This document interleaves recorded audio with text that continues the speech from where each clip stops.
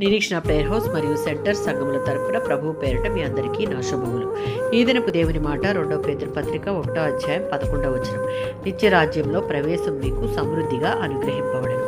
2 పేతురు పత్రిక 1వ అధ్యాయం 5 నుంచి 7 మరియు 11 వచనాలలో క్రైస్తవ భక్తి జీవితానికి పునాది అయిన విశ్వాసమును కలిగి దేవుని యొద్ద నుండి పొందే జ్ఞానాన్ని, వివేచనను ఎప్పటికప్పుడు పొందుకుంటూ విశ్వాసులు కొన్ని సుగుణాలను కలిగి ఉండాలి. అవేవి అనగా ఆత్మఫలమైన ఆశా నిగ్రహము, ఆత్మకు లోబడడం, ఆత్మలో నడుచుకోవడం ద్వారా మన ఆలోచనలను, కోరికలను అదుపులో ఉంచుకోవడం, ఎన్ని బాధలు కష్టాలు వచ్చినా సహనమును కలిగి ఉండడం, దేవుని ఎడల భక్తి శ్రద్ధలు కలిగి మన క్రియలు జీవన శైలిలో కనుపరుచుకునుట, మరియు ఆయన మనలను ప్రేమించిన రీతిగా ఇతరుల ఎడల సహోదర ప్రేమ కలిగి ఉండుట.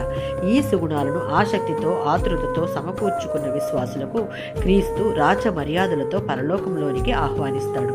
మత్తయి సువార్త 5:19. ఈ అధ్యాయంలో 3వ వచనం నుంచి దేవుని రాజ్యంలోని వారి గురించి, అంటే నూతన ఆధ్యాత్మిక జన్మ ద్వారా దేవుని సంతానంగా మారిన వారి గురించి మాట్లాడుతున్నాడు. ఆయన మోషే ద్వారా ఇచ్చిన ధర్మశాస్త్రాన్ని అనుసరించడానికి ప్రయత్నించడం వల్ల దేవుని రాజ్యంలో ప్రవేశించము.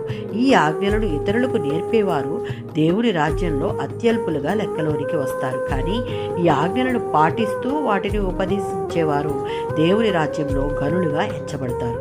మత్తయి సువార్త 5:10.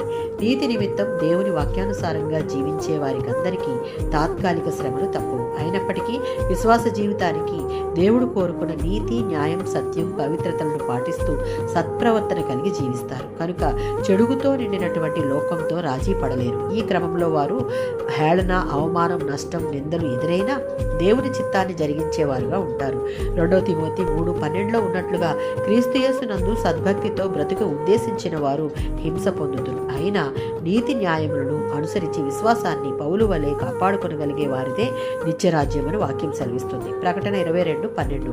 ఆయన త్వరగా రానయ్యున్నాడు. వాని క్రియలు చొప్పున ప్రతి వాని యొక్క జీతము ఆయన యొద్ద ఉన్నది. దేవుని దృష్టికి పౌలు వలె, స్టెఫను వలె క్రీస్తు కోసం, క్రీస్తు కొరకు జీవించే వారికి నిత్యరాజ్యంలో ప్రవేశం అనుగ్రహించబడుతుంది. ఆమేన్.